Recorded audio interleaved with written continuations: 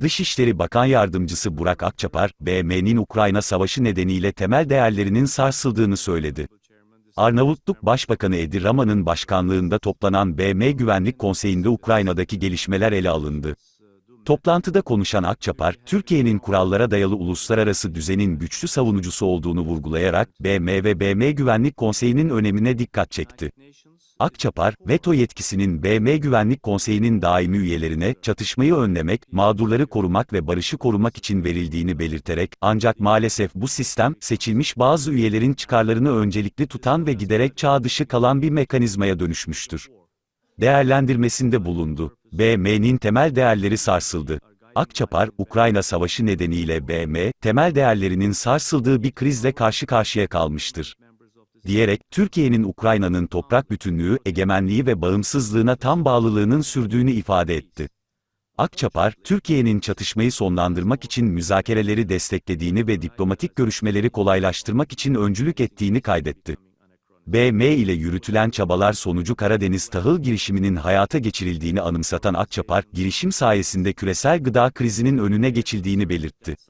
Akçapar, girişimin tekrar canlandırılması için Türkiye ve BM'nin birlikte çalıştığına dikkati çekerek, umarız diplomasi, bu girişimi tekrar canlandırma hedefimizi gerçekleştirmemize yardımcı olur, diye konuştu. Çeşitli barış girişimleri destekleniyor. Türkiye'nin savaşın sona ermesi için Çin, Afrika ve Ukrayna'nın barış planı olmak üzere farklı girişimleri desteklediğini aktaran Akçapar, halihazırda barış için gerekli koşulların henüz oluşmamış olabileceğini ancak hazırlıklı olmak gerektiğini ifade etti.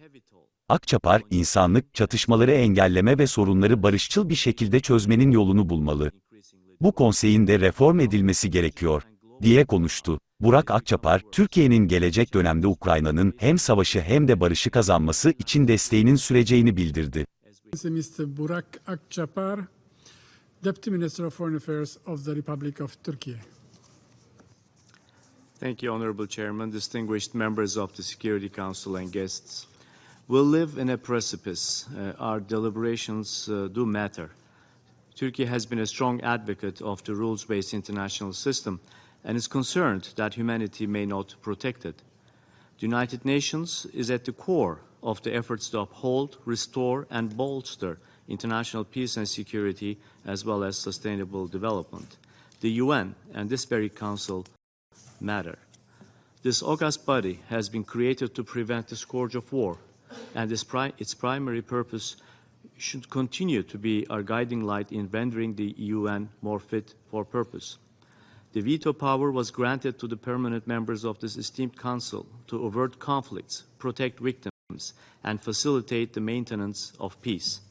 Unfortunately, this system has morphed into a mechanism that prioritizes the interests of the few and is increasingly becoming anachronistic. With the war in Ukraine, the UN confronts a crisis that shook the organization's founding principles. It should be fair to assert that such cataclysmic chapters are hardly exceptional in the history of this organization. There have been moments in the past when the UN failed to fulfill its duty because the veto of one trumped the will of the rest. The ongoing war in Ukraine laid bare the representation crisis within this organization. After 18 months, there is still no end in sight for the war. The protracted and attritional nature of the conflict continues to exact a heavy toll on Ukraine and its people, as well as the region and indeed increasingly the world. The conflict's regional and global fallout is becoming worse. Challenges we have been facing in food, energy, and supply line security are deepening. As we head into the second year of the war, Turkey remains firmly committed to Ukraine's territorial integrity, sovereignty, and independence. In the meantime, our pursuit of a negotiated end to the conflict goes on. Since the start of the war, Turkey has assumed efforts to facilitate diplomatic talks. After negotiations collapsed in March of last year, we shifted our efforts to addressing the practical challenges of the war, such as prisoner exchanges, food security, and nuclear security. Our diplomatic efforts, together with the United Nations, brought the Black Sea Initiative to life, which lasted for a year and averted a global food crisis. Its ultimate termination will unsettle the global food markets and has already shaken the stability of the Black Sea, creating risks of escalation with the rest of the world waiting in suspense. Now we are working closely with the United Nations to revive the initiative. As unanimously declared by almost every country that spoke today, overwhelming global support for the restoration of the initiative is heartening and central to the efforts of the United Nations and of our own efforts. Sustainable food security depends on ensuring uninterrupted supply from all resources available. Fair and equitable distribution of food products should also be integral to the campaign. Ultimately, diplomacy can, we hope, help us reach our goal to revive this precious initiative. Ukraine deserves a just peace that will secure its sovereignty, independence, and territorial integrity within its internationally recognized borders. We remain convinced that this can be achieved through negotiations, and the diplomatic track is worth every effort.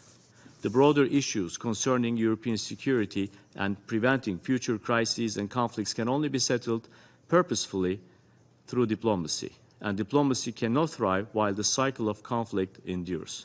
With this understanding, we have supported attempts at facilitating peace, including the Chinese and African initiatives. We expressed our support for the Ukrainian peace plan in principle and participate in its meetings. We also note that a negotiated peace would have to include both Ukraine and Russia. It may be said that the current dynamics of the conflict may perhaps not be conducive to resuming negotiations. However, we must be ready when that inevitable moment emerges. Fortune favors the prepared.